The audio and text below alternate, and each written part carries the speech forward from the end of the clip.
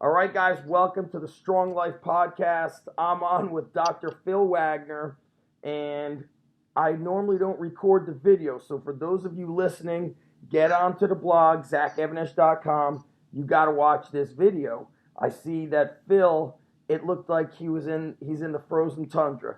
He's got the hoodie going, and where are you, in the basement, in an attic? Where are you? Yeah, no basements out in California, but I'm in the garage. Yeah. The garage. Love it. Yeah. So, no pressure on you, because our buddy Jim Steele was telling me how awesome you are. He's like, you got to interview this guy, Phil. Every time I'm on the phone with him, he fires me up. He's always talking about just clean eating, hard training on the basics.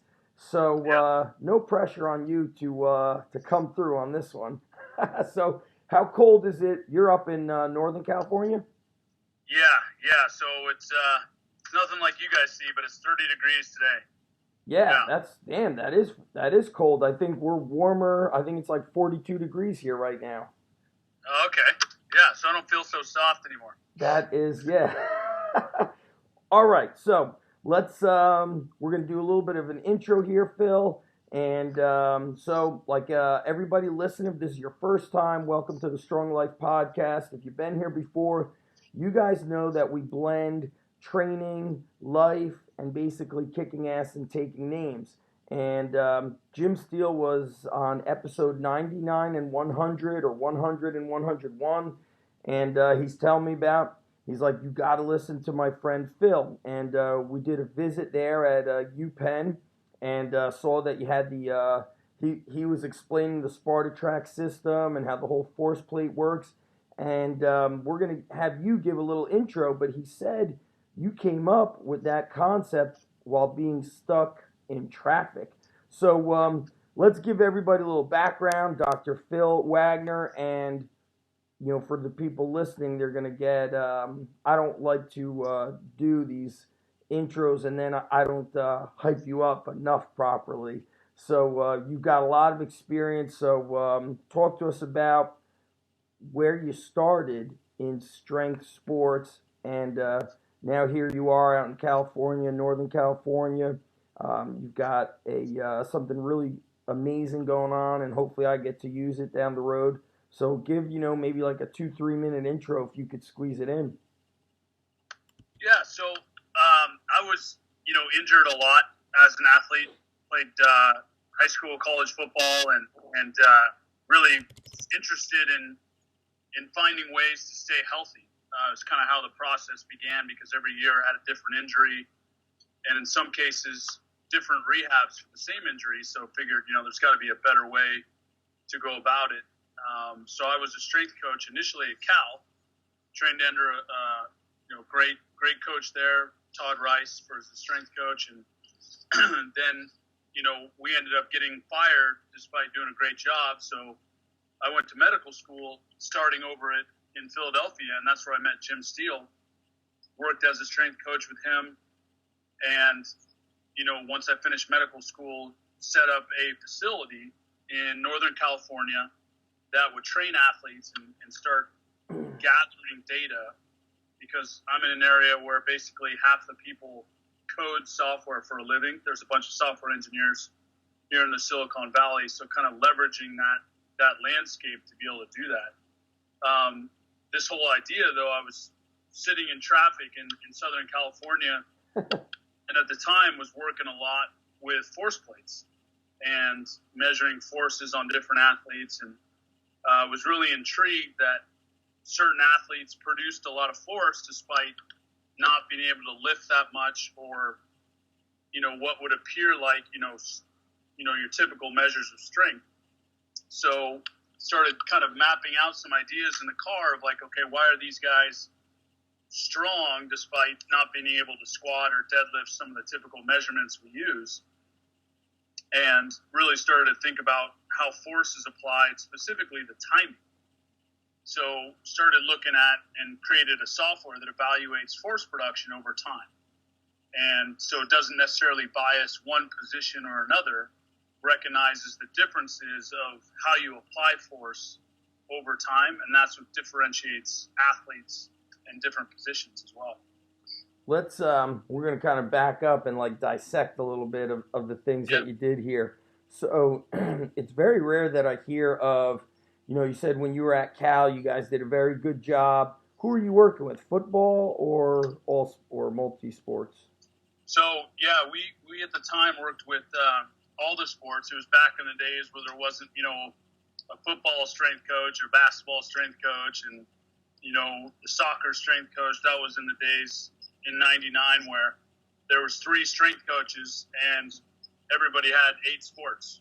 That's early. That's the late '90s is kind of. I don't even recall. Maybe like the word strength coach didn't really start getting utilized in the general public till maybe we're almost 2017. I'd say like 2000, 2002. Back then, you were known as kind of like a personal trainer, and I think the strength coaches back then was, that was a rarity. So we were the weights coach. You were a weights coach. So did you have to have a certification? Like how did that whole process in the late '90s begin?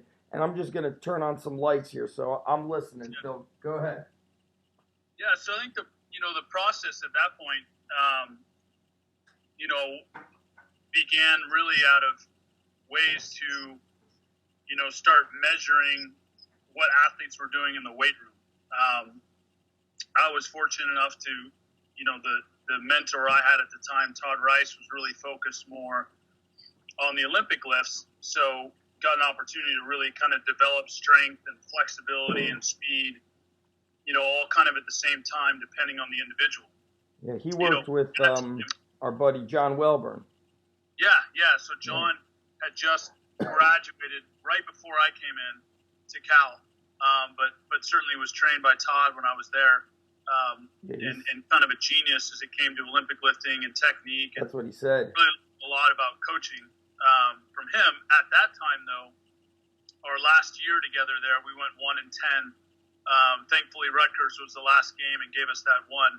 But Rutgers really have not, after that season, despite doing a great job with the athletes, we were all let go, and that kind of started me down this path of, well, we've got to find a way to validate good strength and conditioning coaches or good programs using technology, because sometimes those losing seasons should not or can't be attributed to the preparation off the field.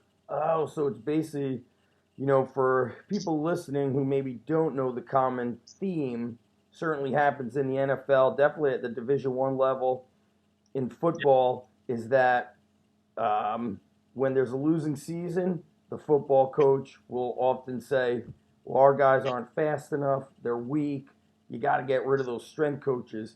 And actually, the amount of, like that, I guess like the word comes to mind, expendable. I had a friend before Hurricane Sandy hit New Jersey. He basically had a business where he would clean out university weight rooms, NFL weight rooms, and he goes, yeah, perfectly brand new equipment, but new coaches come in and new equipment. He goes, I'm cleaning out like multi-million-dollar weight rooms that are perfect equipment.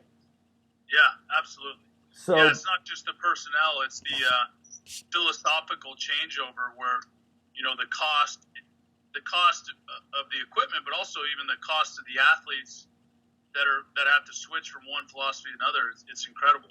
Yes, there's definitely. I'm about to be in that position also, where I'm going to be at a university and the coach is going somewhere else, and I've got to gain the trust of these guys because they had trust in somebody else. So you have to, there's and if they don't buy in, it doesn't matter how great your program is. So you were kind of, the traditional thing would be, all right, I'm just going to go find another school. I'm going to go like a typical strength coach has something like they're moving like every year and a half or so, unless they're lucky. So you guys get fired and you're basically like, man, dude, our guys are ready. So you went and figured out how to create the system you have is called SpartaTrac, and it's through the use of a force plate. So you go out to UPenn and you go to med school. So you didn't do residency, or is that or it is residency? No, I didn't do residency. So Right. just got certified as a physician, and right from there went into setting up this facility and this software to be able to kind of start gathering, and ultimately now what we're doing is really providing some of these key validation and insights for different programs, different coaches. Yeah. So you're in California. Why'd you choose UPenn for med school? Well, I enjoyed this. I enjoyed college quite a bit, being both an athlete as well as pretty social, and so I didn't have a lot of options for medical school, just based on the grades and enjoying my college time. So that was one of the few places I got into. So I went there and take what you get.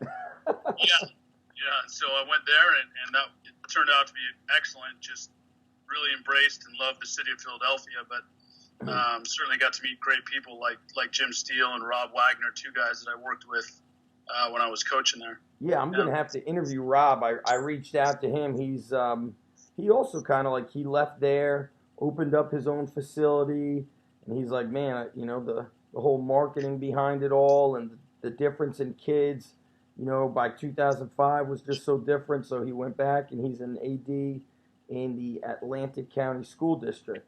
So that must have been just a really cool time because the internet was still in its infancy in the late 90s, early 2000s. And actually, I wonder if you met him. I believe he moved and was the head of residency at UPenn. His name was Dr. Ken Leadmon for neurosurgeon.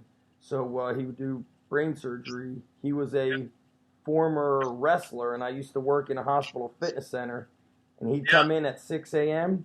and he would bench, curl, and sprint on the treadmill. And it was so inspiring to see that training. He's like, I just still train the way they trained me when I wrestled. He wrestled back in the day at Temple when they had a program. Did you ever meet Dr. Ken or no? Ken Leadmon? I didn't. That's awesome. Yeah, so it was very cool. So you go through med school, and are you working as a strength coach at the same time?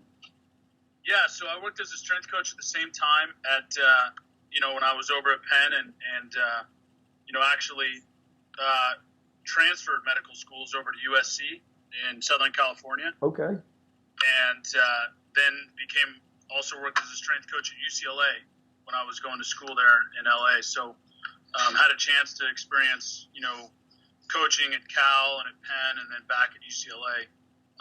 And got a chance to see a lot of different environments and philosophies. Right. I've been into that UCLA area. What's that town called? Woodward? Westwood. What's it called? Westwood.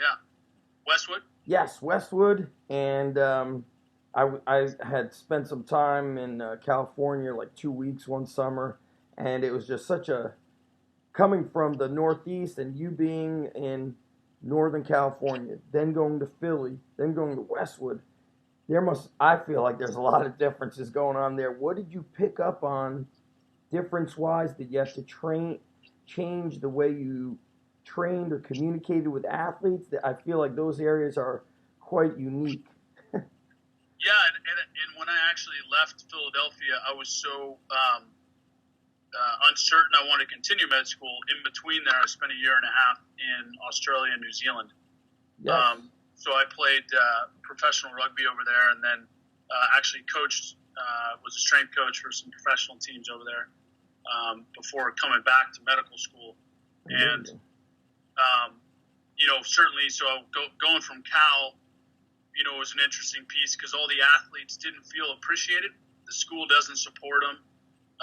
If any of you guys are familiar with Cal, their students were camped out in the trees because they didn't want that new stadium to be built, and so they camped out in the trees for a year and wouldn't let them build the new stadium. Was John Welburn? Was he there when that was going on? What's that? Yeah. I've never seen an athletic department at such odds with their own university. So Cal was unique in that regard, in that the students required a lot of emotional support because they didn't get it in their any other aspect of their life. And then moving to Penn, really getting exposed to athletes that really didn't have aspirations to be pros. And so how do you inspire athletes that really have two jobs, the more important job being, their schoolwork. Very tough academics there. Yeah, and the academics were very tough. And then from there, going to Australia and New Zealand, where, really the compliance was not an issue at all. And I'd never seen an environment like that because, the dollar signs of their professional teams are nothing like here. So compliance was relatively easy. All the sport coaches there had physiology degrees. And so you didn't really have to explain to sport coaches loading or unloading or strength versus speed. They all knew what a force velocity curve is. All the sport coaches knew what eccentric exercise was. And so communication was very easy there, both the athletes as well as the sport coaches. And then ultimately coming back to UCLA, which was more like you would expect, kind of a Hollywood club. Yes. I'd be in the UCLA weight room, and Toby McGuire is next to me getting ready for Seabiscuit. And then on my right, Steven Jackson's getting ready for the Combine. And then in front of me, Serena Williams is training for her next tennis match. All the while this is all going on, I'm training UCLA athletes right next to them. So it was just kind of a very LA type scene. Right. But different experiences at each location. So, yeah, I just remember, being in that area, seeing, young kids driving Lamborghinis and John Cusack at the movie theater, nonchalantly sitting near me. It was man, you're right. All this stuff seems like it was right there. And, man, just... a lot of distractions. Yeah, I could totally imagine.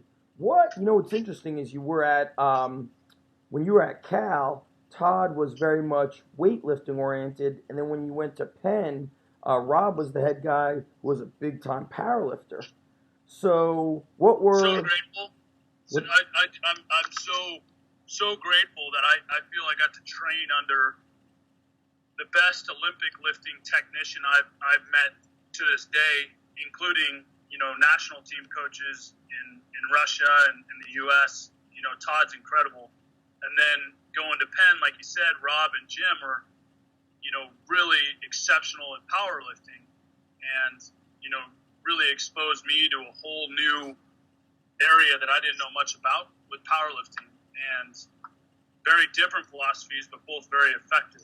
Right. When you were at Cal, was Todd having the athletes, there's that thing of if you're an athlete, you should do the full clean, or you should do when they say snatch, that means you're doing a squat snatch. You're going all the way down. Whereas if you hear Travis Mash, he's man, if I'm training athletes, I'm just going to do a power clean. I'm going to do a power snatch or power muscle snatch. What was Todd having the guys doing, especially those incoming freshmen, to train them into his system? What was his philosophy? Yeah, it's probably the most intensive coaching environment I've ever been a part of. So we were hardcore Olympic lifting. So in the morning, we would clean or snatch almost exclusively. In the afternoon, we would squat and pull. Oh, 2 sessions for the athletes would lift twice a day? In the summers. Oh, in the summers. We would do twice a day. So we go an hour in the morning of clean and snatch, and then an hour of squat and pull in the afternoon. So we were really intensive Olympic lifting, full range of motion, squat all the way down, snatch overhead squat all the way down. So the guys, even between sets, we had videos out, so guys were watching Bulgarian snatch and clean between sets. So it was probably as hardcore as you could get from an Olympic lifting standpoint. Coach Reeve told me he used to do that. He said, I had probably started speaking with him around 2004, but he said he would play the Bulgarian training hall tapes for the guys. Now, looking back 15, 17, 18 years ago, Phil, with those athletes compared to today, because you own a gym, what were I see just a tremendous decline in mobility. So and Todd is back to coaching. I know you said he like took an absence, and I'm going to try to reach out to him to connect with him. But do you think he's and you doing also with all that blend of info? Can kids do full snatch, full clean? Meaning you're doing a squat clean, you're doing a squat. I don't even know the term. You're going all the way down. You're pulling under. I feel like I see kids also that aren't going. Well, I have good amount of kids that go to D1. I also have way more kids that don't have an ounce of muscle, can't squat. And I imagine there's some of those kids that are showing up that can't go all the way down. So what do? Say, we got to do all this mobility, or you just say, whatever, just power clean. Don't worry about going all the way down. How did that work? Yeah, I think part of that for me really is still ingrained from, working with Todd. Everybody goes all the way down, that we see. And there's adjustments we make, whether it's wearing weightlifting shoes or elevating the heels initially to make that full depth, easier. Yep. I think the key that I see now, and that even back then was important, is a lot of times people are trying to train the full clean or full snatch without training the full squat or the full overhead squat. So once the athlete becomes comfortable and proficient at squatting to a full depth, either a front squat or an overhead squat, it certainly becomes much easier to clean and snatch that way. What I see a lot is the expectation that people should clean a full clean, but they don't know or haven't done a lot of full front squats. But you must have came across at least one kid that could never overhead squat, right? Like he just. So what happened with that kid? What did you guys do? They just do it with a dowel, and so we. But what about when they would snatch? They would just power snatch then. If they can't overhead squat, what do they do? Yeah, we'd have them snatch with the dowel as well. So really one of the reasons we found that to be effective is more psychologically, I think, than physically. Is if the kid has trouble mobility-wise doing certain movements, and therefore they have to do less weight or do a dowel, and they start to look around and see everybody else doing weight and doing it more proficiently, the impetus to change and do more work on your own to improve it is much greater. And so they end up going home and two things happen. Either they wash out or they go home and start working on mobility so they're able to start loading a little bit more during those movements. I love it. So that kid, you wouldn't be like, you know what, fuck it. You can't get all the way down on that overhead squat. Let's just power snatch. That just wasn't the option. You're either all in or not at all. Is that how it was? Yep. Oh, yeah. I love that. That is. So, yeah, I think part of that is, the mentors having an opportunity to be around were pretty extreme in both senses, like powerlifting and Olympic lifting, yep. Whether it's Todd or Jim or Rob. And so as a result, I think it just became part of my philosophy of there's the right way and there's not the right way. The saying Todd used to tell me is these things are not a letter grade test. It's a pass or fail test, and so, you do it or you don't. I love it. And certainly that carried over working together with Jim Steele and Rob as well. When you got over to Penn, were they? I know they do cleans. I don't know if they do snatches. Did you say, "Hey guys, I think we should do snatches"? Did you say that or? No, I think the thing that when I came to Penn, they certainly didn't snatch and still don't, which I don't think was a bad thing. I think one of the I learned that most of their program was powerlifting based and was exceptional.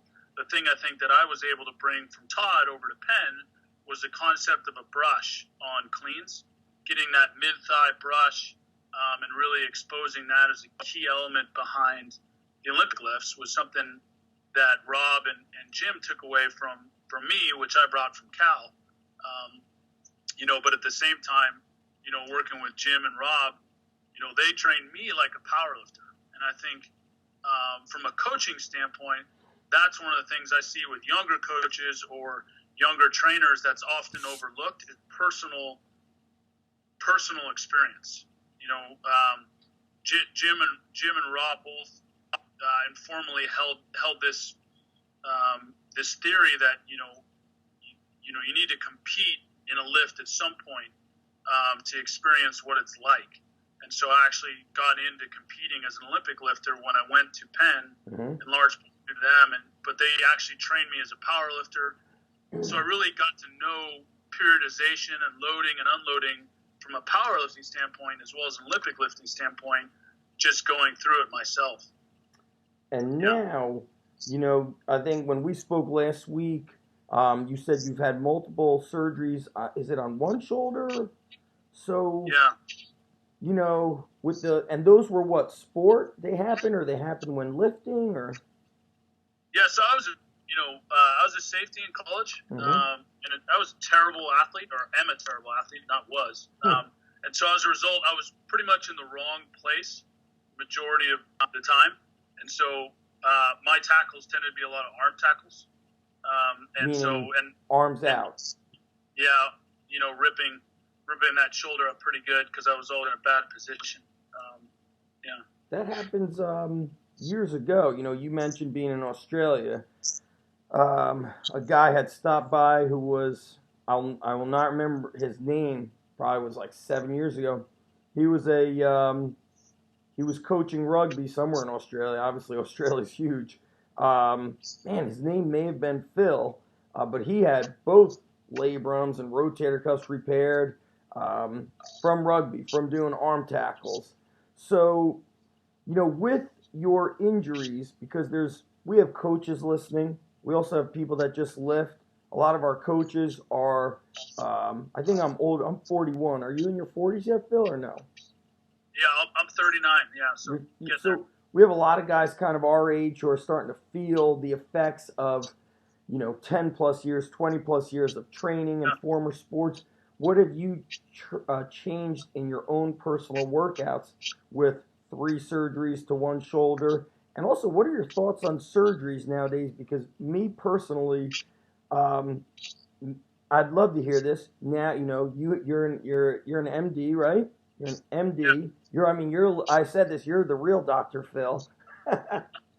And I wonder if, like 10 years down the road, surgeries are going to become, I don't know about obsolete, but I had surgery and then it just felt worse. It like felt good, but not as strong in a lot of these positions that I was strong in before. And then it got injured worse. So I wonder if, I don't know. I'd love to hear how you've changed your training and just thoughts on surgeries in general. And I know that's a very general statement because you could get surgery from one doctor, another doctor does it differently. He's a little older, he learned it differently, and so just hear your thoughts on those two things. Yeah, I got into this, for the same kind of rationale you've been talking about, in that the surgeries never helped me, and really, did more harm, I think, than good. Why do you think that? I think for a variety of reasons. I think one of the reasons, was the majority of injuries, you may fix the end result, but the question is, did you fix the cause, right? So if I've torn my labrum, I might sew it up, but, Western medicine tends to evaluate things in, okay, let's be reactive and fix what's broken, but not necessarily address what the cause is, I think from our software, the interesting piece is we're able to diagnose upper body injuries from a jump. Yeah, which is very, let's really, I want to talk about your software, so feel free to just kind of jump anywhere with this because I feel like we have to leverage technology. We have to, the human body is changing, and in a weird way, like I feel like there's just a lot of weird shit going on with just human evolution, and if we're not leveraging technology, which is moving faster than anything, So go ahead. I'm going to let you just roll with this. Yeah, I think from a technology standpoint, that should help address, the whys. We got on this because of the surgeries, and,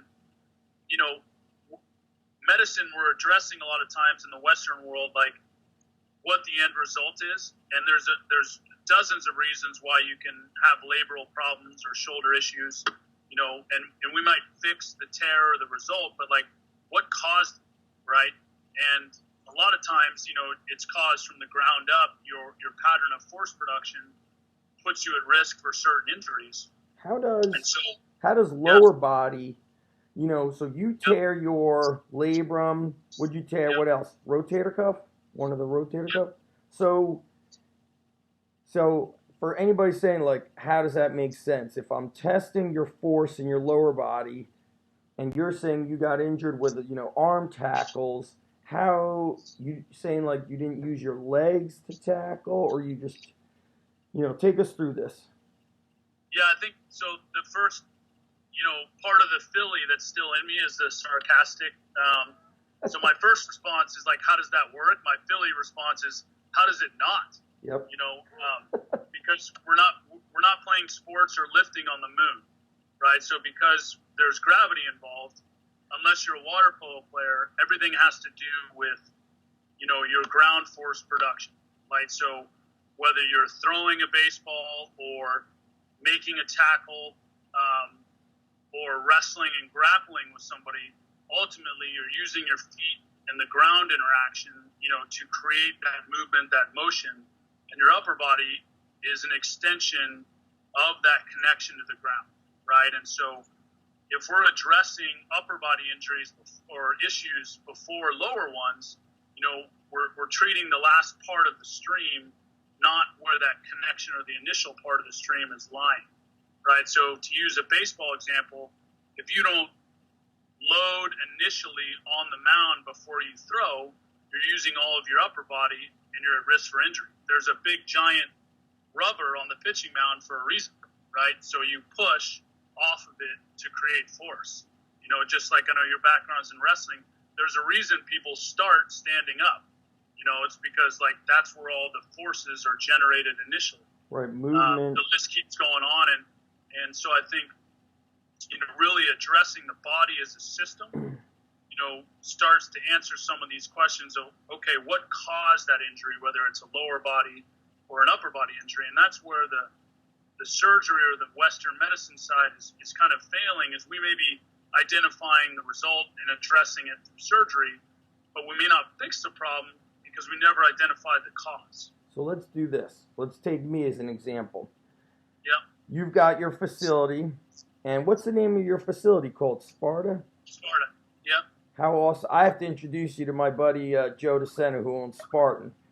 Yeah, yeah. He'll really love that. So, you get somebody like me who's got, I'm basically saying my shoulder's bothering me. I must have been like 26 where I tore part of the rotator, and even like Jim said this when he injured his back, he goes, I think I heard it. I remember I thought I heard it, like it sounded like somebody kind of ripping paper, but it wasn't a full tear, and they said, just got to rest it. And this is probably in the years of you being in your med school. It was probably around, I was a fifth year teacher. I may have been like 2002 when I tore the shoulder. Then it starts bothering me, and then finally, like, it's constantly bothering me. How would have you assessed me at your gym? I'm coming to your gym.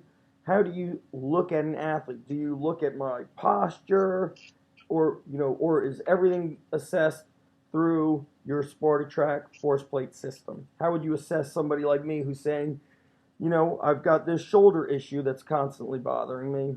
Now, where do we go?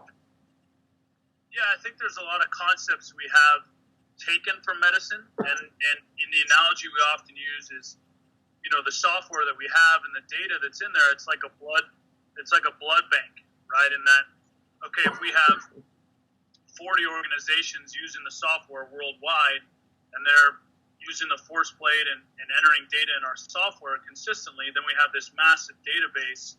So when you do a balance test or a jump, which takes about 3 minutes on the plate, you get insights into, okay, what is 4,000 newtons per second really mean, right? Is that high? Is that low? How do you rank against your peers, and where's the thresholds for injury, right? Because those patterns of force production are compared against this huge database, hundreds of thousands of trials, and then you can start to figure out, okay, this is why your shoulder's at risk versus, your ankle, And so when athletes come in to our facility, or if they come into Penn or any facility that uses our software, any team, they'll do a jump test, and they're able to see in a few minutes, like, okay, here's your risk, hamstring versus shoulder, and here's the best exercises to address that. Now, where the value is that every organization we work with has a different philosophy. There might be a powerlifting philosophy versus, somebody likes kettlebells versus, Olympic lifting. And so all these different inputs of philosophies and exercises are coming into us, so we can start aggregating and building this best practice database, much like medicine. I didn't even think of that. So basically, if we break down the way SpartaTrac works, is when I was at the Penn weight room, Jim showed I saw the force plate, there was a computer there, and he said the kids do the test on there, and then there's an engineer, like a software engineer, who's also a exercise physiologist. Or talk to us about, because this is interesting, the fact that, like, I'm going to take my athletes through a test, but then, as we know, not everybody's going to think like you, Phil, meaning you go from a weightlifting intensive university, now you're powerlifting with cleans involved, where there's some people that are just like, we just use kettlebells, or I don't believe in the bench press, and that's like part. So keep walking us through this whole thing, because I want everybody listening. I always say, like, if you don't evolve, you die. Like, same thing with, like, Joe DeSena says this with businesses. He goes, businesses go out of business because they refuse to evolve. They say, we always did it this way. He goes, that's why cities survive, because they evolve with the times. They have to add this, take away that. So somebody like me comes in, I go through testing. I haven't had any surgeries yet. And you take me through a jump, a balance test, and what else would I do? I think I saw guys put their hands on the force plate with one hand, or no? Yeah, that's it. Just a balance and a jump test. So it takes about 5 minutes. Balance on the upper body or balance on one leg also? Either one. I think the key is because it only takes 5 minutes. Where a lot of the assessments tend to struggle is the lack of frequency. So if we do like an FMS or a 1RM test, the challenge is because they take a long time or they're very stressful, they're done maybe 2-3 times a year. Correct. Right? So you can't react quick enough to the changes that are occurring on a daily basis for an athlete, positive and negative.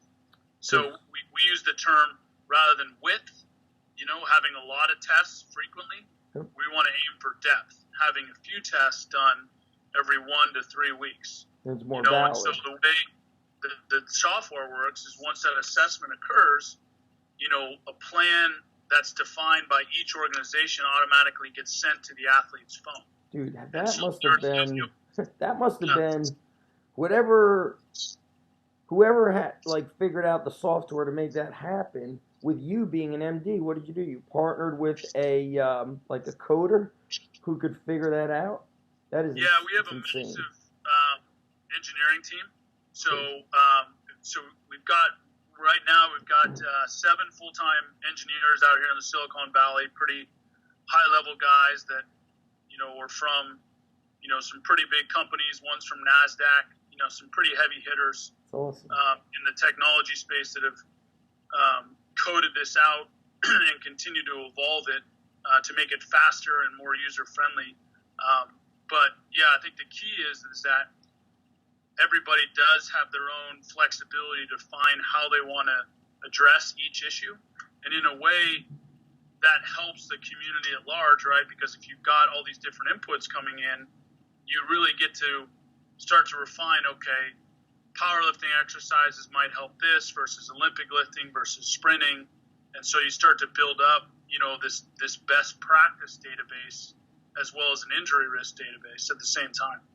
What are some commonalities that you're seeing? Because what's interesting is like you have your own gym, and I always feel like there's some very big differences in people like you and I who are independent gym owners versus when you were at the university. You're basically seeing a kid unless he gets kicked off the team or transfers school. So you have kind of this 4-year timeline, maybe 5 years if you're at a state school and they're going to redshirt and all that stuff. Whereas at the independent level, depending on where you live, you'll have kids that are just off-season training and never in season. You'll have kids that could only do short-term because that's just what their parents could afford. So what are these, like, how do you handle some of those differences? I think at the independent level, what I'm saying is you never know when the kids are going to come and go. Right.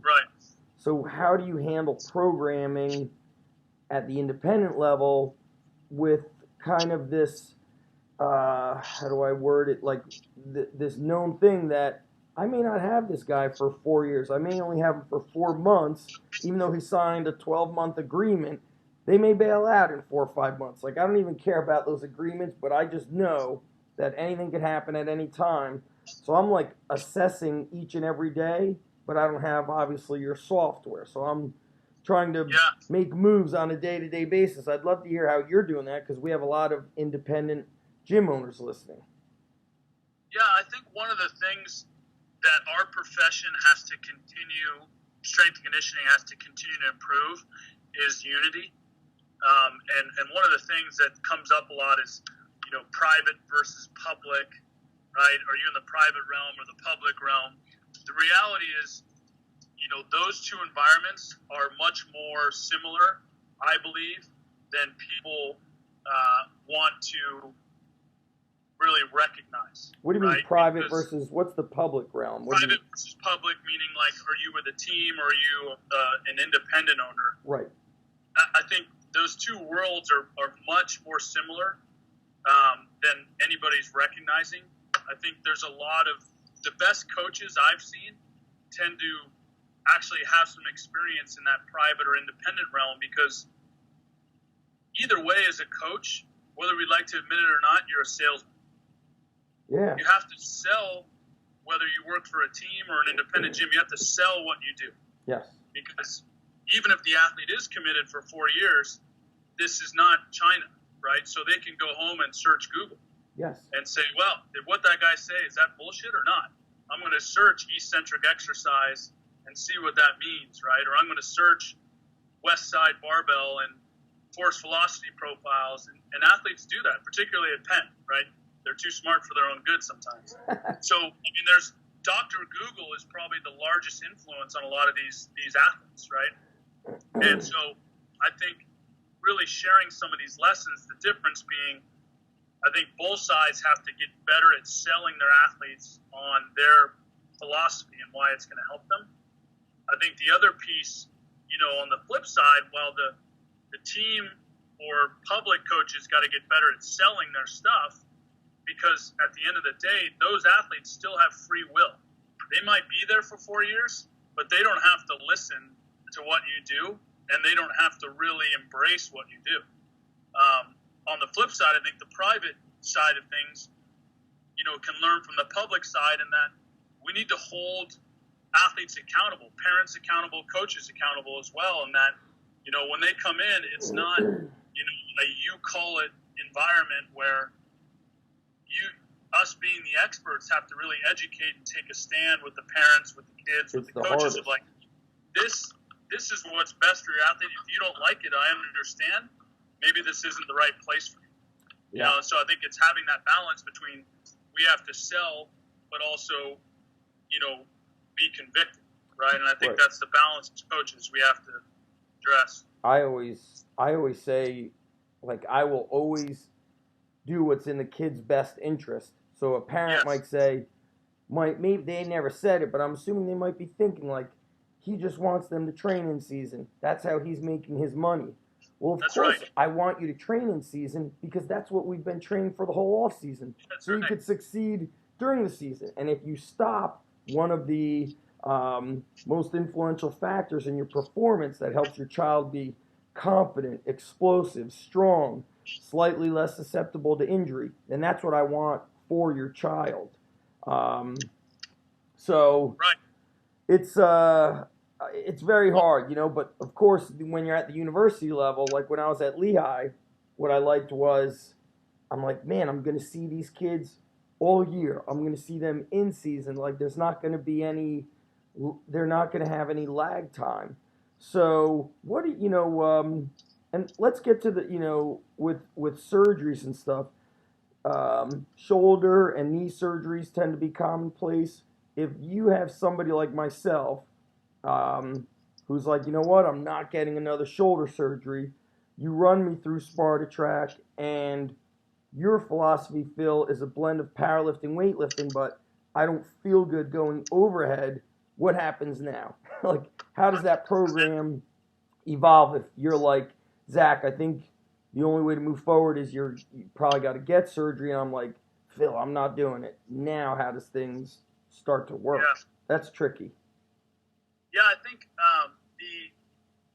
I think it really depends on, and the term we use is the athlete life cycle.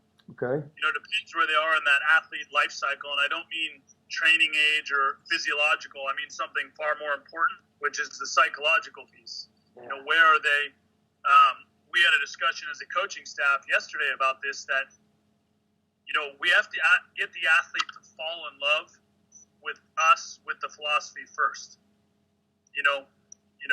It's no different than dating. That you don't need to be like laying down ground rules on the first or second date.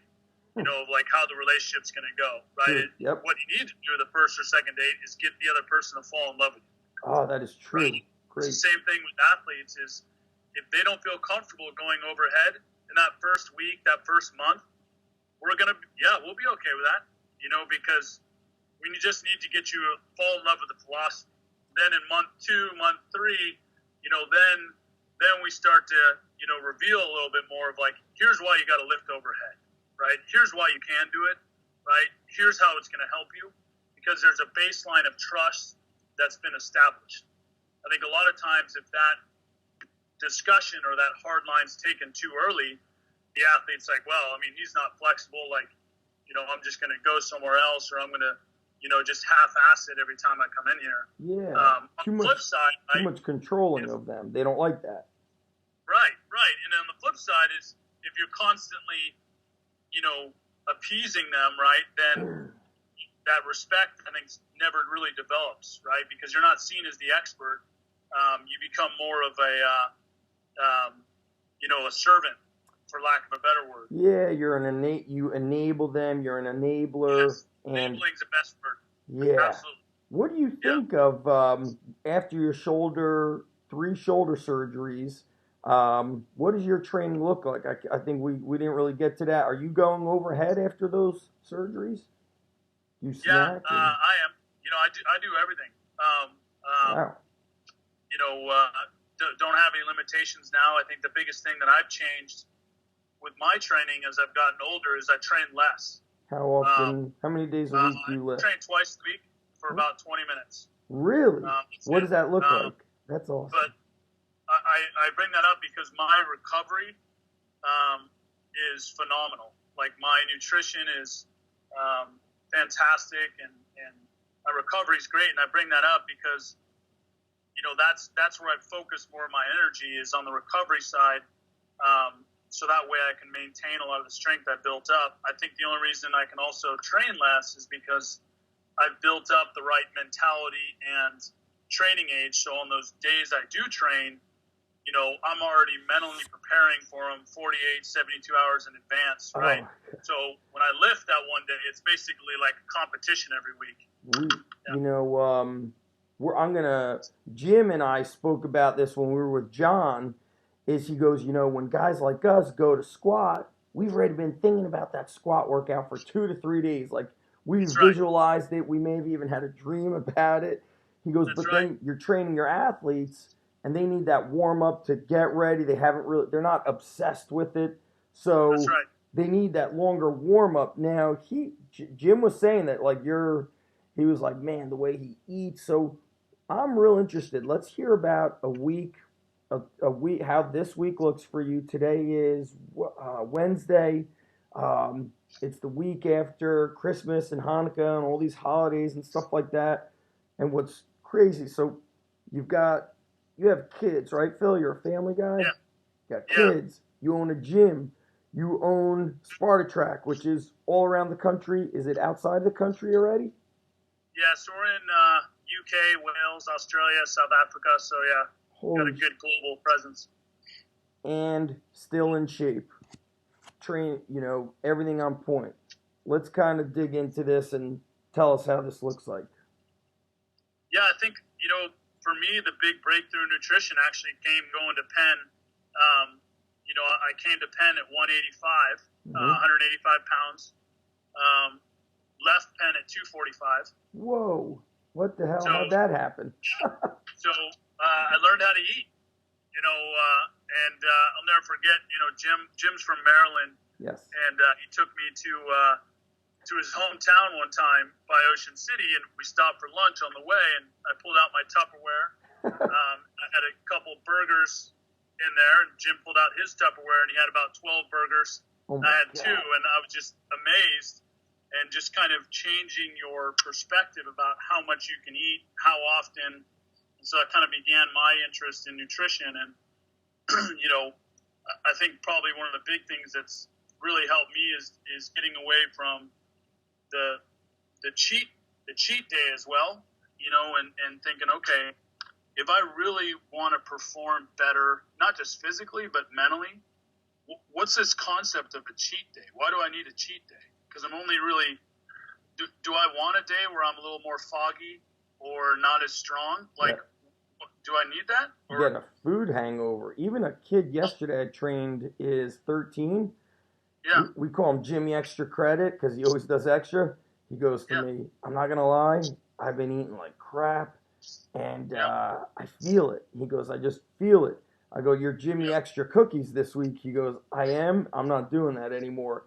And you get what people call like a food hangover where you just feel like the way you did when you were in your early 20s if you drank a little too much. It's like, it's weird. So 240, were you fat? No, I probably had a little bit more body fat, but I think it came from, at that point when I was at Penn, I was training twice a day. So I was training for Olympic lifting, so I was training twice a day, but I was eating considerably more than I used to.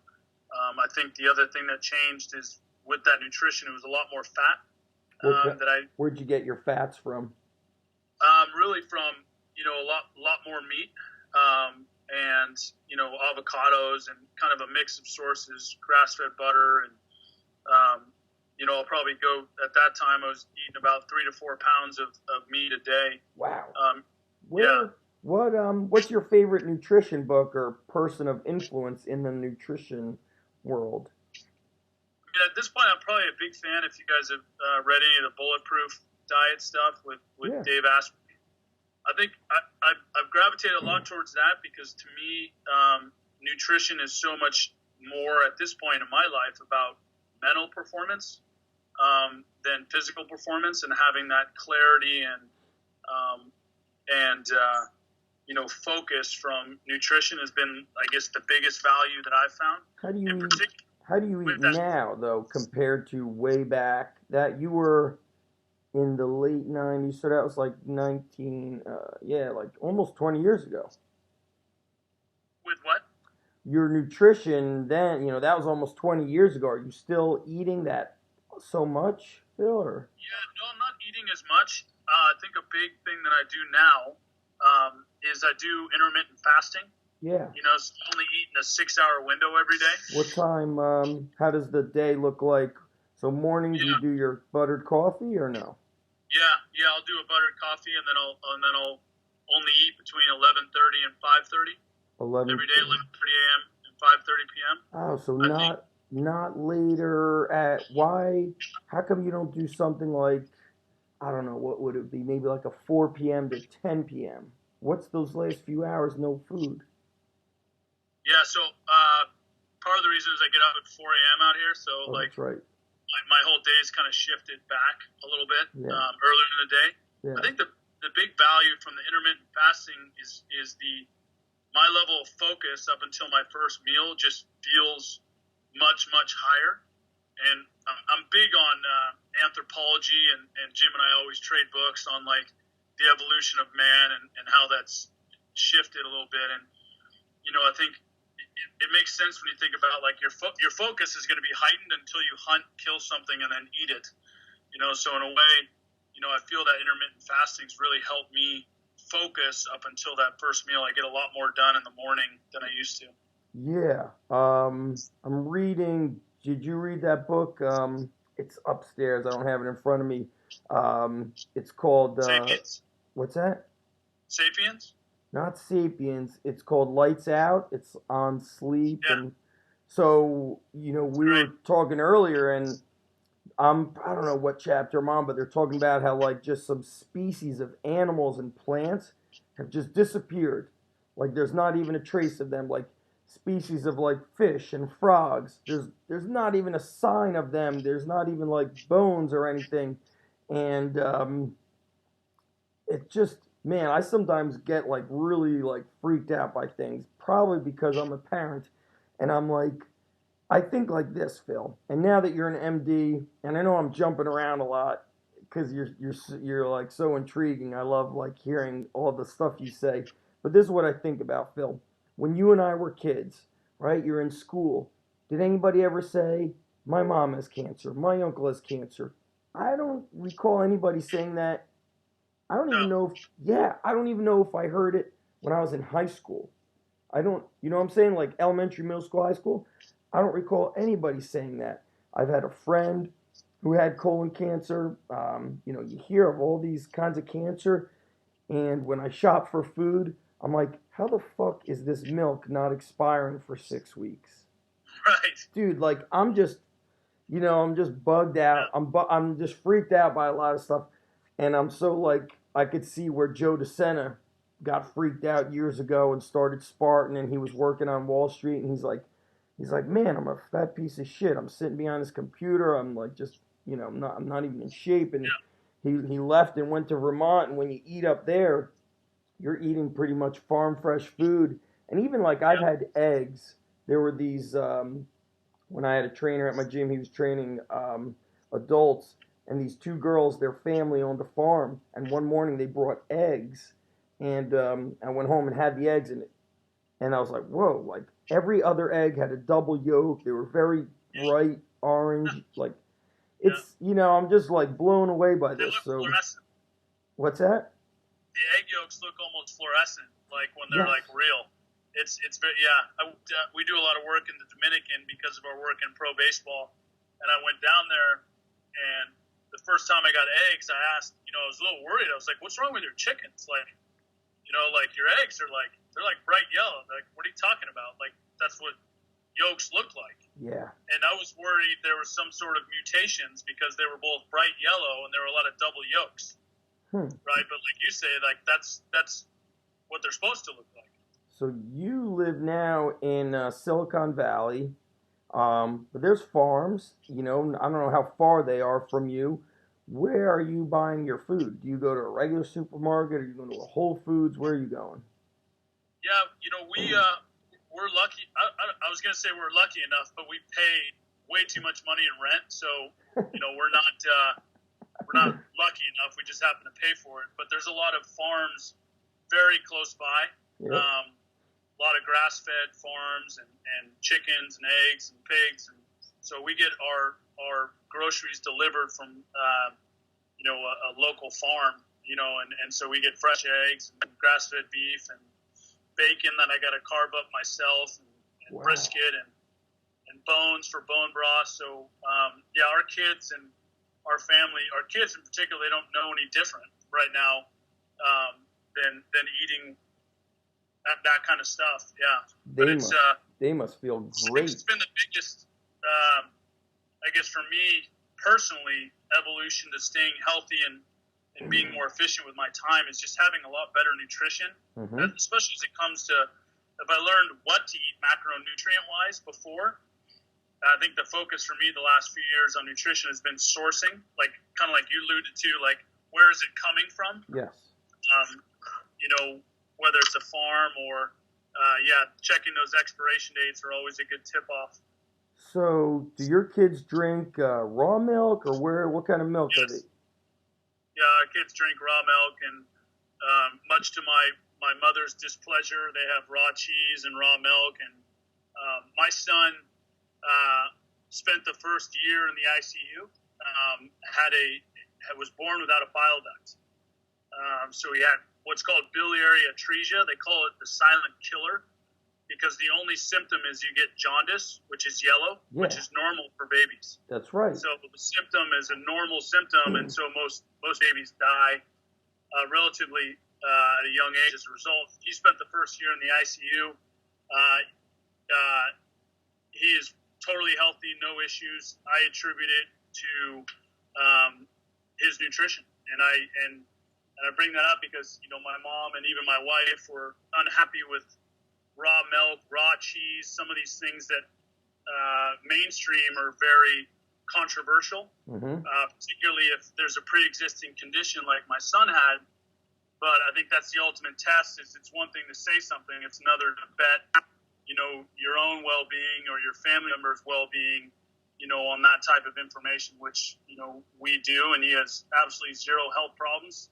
The doctors at Stanford can't figure out why he's beat all the odds, and I've had to explain to him it is 100% due to nutrition. Yeah. Do you work with Stanford with the SpartaTrac? We work with their medical and statistics teams. We don't work with their athletic teams, but we work closely with their docs and their stats people. Yeah. Now, some people, and I'm going to tell you a story. So you said, you obviously had a more extreme. So your son's, he wasn't producing bile, which is basically what helps digest the food, right? You got it. So my story is certainly not in that extreme or anything dire, but my son broke his foot. He was, he may have been 5. And, I'm I'm not as dialed in with the nutrition, but I knew there was actually a place not far from the Philly area. It was on the border of South Jersey that would deliver raw milk. There'd be certain drops they'd deliver in New Jersey. And I guess legally they weren't allowed, and something happened. So I went up to a place a little bit outside of Lehigh when my wife and daughter, they went to a tennis camp, so my son was with me. He had the broken foot, and I was like, I'm going to heal him faster. So we drove. I took him to Pennsylvania. I bought raw milk, raw cheese, and he drank a lot of raw milk and ate a lot of raw cheese. And his cast did come off a little bit earlier.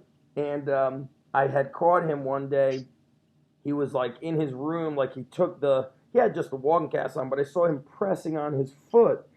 And he goes, I'm just seeing if it hurts. There's a 5-year-old kid. He's like, it feels good. And all I'm thinking in my mind is I can't believe I just did what I did. So hearing you in a much more extreme situation saying man, this is how I did the nutrition to help my son. So what does, I love these stories. What does your day of eating look like from 11 to 5 or 11:30 to 4:30, something like that? Is it one main meal, or how does it look? Yeah, I usually have 2 main meals. Okay. One around that lunchtime and one around dinner time. And I think one of the things that's still carrying over from Penn, when I was eating more of a kind of, I guess, a paleo type diet, was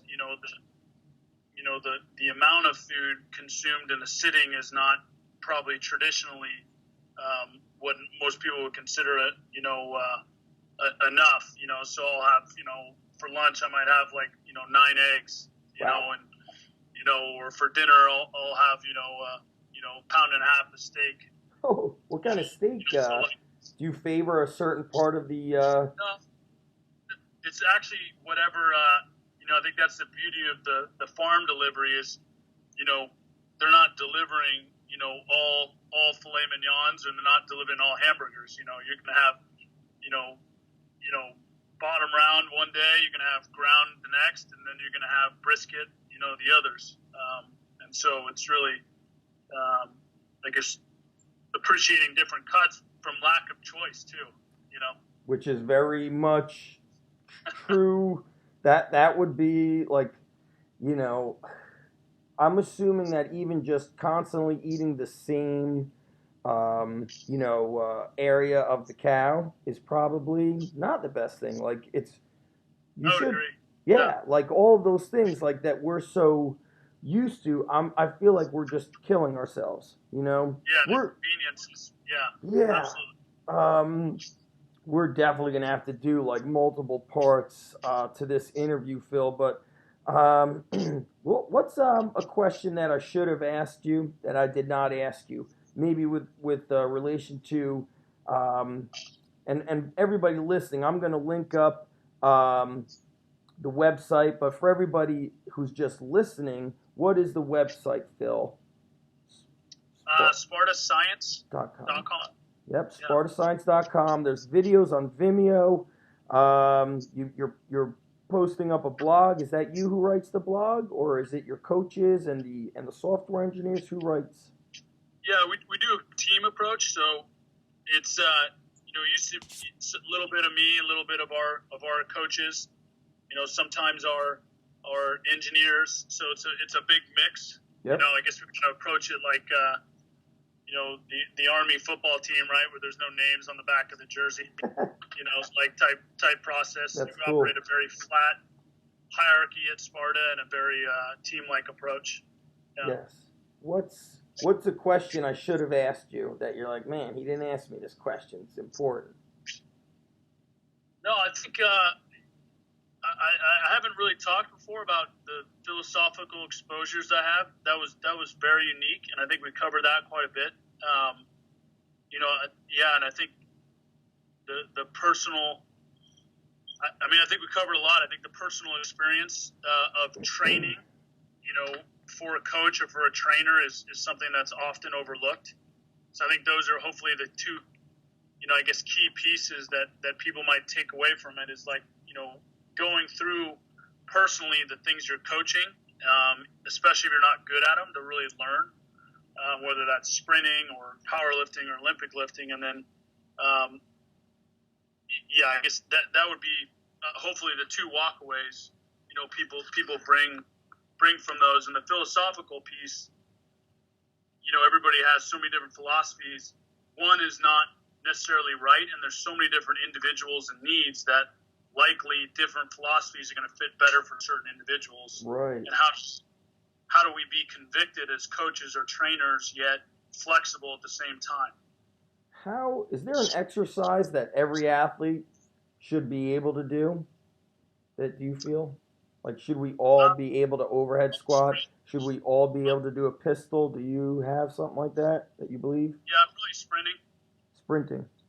Yeah, I would just say that, more from a maybe it's just the evolutionary bias I have of like you're always going to have to run away from something or run down something. Yep. It just kind of takes that optimal. You got to be strong, but you got to be sequencing right, somewhat flexible, coordinated. Kind of assembles those all together. It's what I guess would deem the most primal of the movement patterns. Yeah. Oh, and that's what we didn't. So your 2 workouts, twice workout per week. Phil, do you lift at your gym or do you lift in your garage? That would be. Yeah, I lift it at our gym. But yeah, or if I'm on the road, I'll lift probably at wherever I'm at their gym, whether it's Sure. in Penn or where. What was your last workout? What did that look like? So Monday I squatted, and Thursday I'll do some sprinting. So when you squat after 3 shoulder surgeries, are you using a straight bar or a safety bar? Straight bar. Yeah. Really? What are your thoughts on, when you were in your early years as a strength coach, Phil, it was all straight bars. But now I'll have kids who have never squatted before who cannot get their arms back. So they're locked in from evolution, from sitting so much, from lots of wrestling, baseball, and now their bodies have like shaped themselves into a position that used to be something very simple. That like you would say, hey John, or you'd tell the whole team, 70 guys, we're squatting today, and everybody could get behind that bar, right? Yeah. So now we don't see that. Yeah. We start athletes off with front squat. With the weightlifting style, right? Not a bodybuilding. Weightlifting style, and then we'll transition to a back squat once they hit a certain level percentage of weight. We call it meritocracy. Mm-hmm. So our system of training works off merit, meaning you don't progress week to week. You progress when you hit certain percentages of reps and sets. And so if you can't hit that percentage of reps and sets at a certain level or merit, you stay there until you do. And then you have to, and it goes back to what you said before, is like you start seeing other people passing you, and you're like, shit, I just need to step it up. I feel that the mind, like I told the kid, I go, dude, you've been with us for 6 months, and you can't do a pull-up. I go, even like if you're not doing extra stuff at home, you should be able to do a pull-up. But I said, you have to get obsessed with it. And because you don't really care, like the training just won't impact you, meaning not everybody's doing the same workout, but let's say he is doing the same workout as somebody else. The other kid could do pull-ups because he is about it, like he's obsessed, he's thinking about it. Do you so something like that, technology we can't really utilize. It has to come down to the person's I'm not sure what the word is there. Such a great thing I learned in Penn. Yeah. It's a great thing you learned where? Oh, that's a great thing I learned at Penn is that mental approach of how important the mind is and how many constructs we place. Right. I think I came to Steele and Rob one day when I was lifting. I'm like, I got this weight on the bar. I don't know if I can lift this today. You guys got any tips? And they looked at it and they're like, oh, it's 405, right? I was like, yeah. They're like, well, I'd probably quit if I was struggling at 405. That's what they said? Yeah. So, meaning when they were talking to me, like, that weight's so light, why are you even worried about it? So it was a different approach. Like, I was thinking, okay, should I push my knees out more? Right. Should I maybe keep my trunk up a little bit? But the response was, even preceding that of, like, you got to have the right mentality going into it of, like, I own this set, this weight, like, that's got to be the primary approach. That's right. The people around you, I've shared this story here and there with people, is that when I was in my younger years, I was starting to get very strong, at least in my account, and I remember I was squatting 455, and I would get it for a triple or a 5. Yeah. And none of my friends were like lifters, right? They were just like normal people. And then people would say stuff like, dude, how big do you want to get? And I'm like, I don't really know. I just like to work hard, and that's just what happens. And then, oh man, your legs are huge. How much do you squat? I'm squat 455. But dude, you almost have 500 pounds on your back. That can't be good for you. And all of a sudden you start thinking all this stupid shit. Whereas, a 500-pound squat is very normal if you're speaking to Jim or Rob, who was there. It's like 500 pounds, dude, that's the standard, Right. And all of a sudden I'm thinking differently, and my thoughts put up a wall. I remember I was like, I didn't get past that 455. Too much thinking about it. Last question, Phil. We're gonna have to crush a part 2. Your thoughts on surgeries? Just, I don't know. Can you give general thoughts on that? And do you believe that maybe 10 years from now, torn ligaments will be somehow able to? They will come up with like injections where things can grow back together. I know that they do that shit under a microscope. So, and you're a doctor, so no pressure on this question. I think, I don't know about the regrowth. I'm sure technologies are improved to allow that. Mm-hmm. You know, I think the biggest challenge is you know, there's still so much that can and should be done functionally to improve the cause rather than, you know, that end result of the ligament or the capsule. So, you know, like, what are we really doing to change the cause? If I'm going to ask a selfish question, and there's people that would probably be in similar situation. You got somebody like me, had my shoulder scoped, and then I'm pretty sure I tore the labrum because I heard it sounded like something exploded. That's probably a labrum, right? Yeah. Somebody like me, not very mobile overhead. It hurts to do push-ups. I'm not benching or any, dumbbell. I'm not doing any of that stuff. What would you say to somebody like me, from a distance that's not being tested on SpartaTrac? How, or would you say, I can't even say anything because I got to see you? What do you say to somebody like that? Hey, man, here's some steps to take. Yeah, I think, the key thing is trying to figure out, what the exact cause of that issue is, and once that cause is identified, recognizing that it's likely going to be a lifetime solution of some point, where initially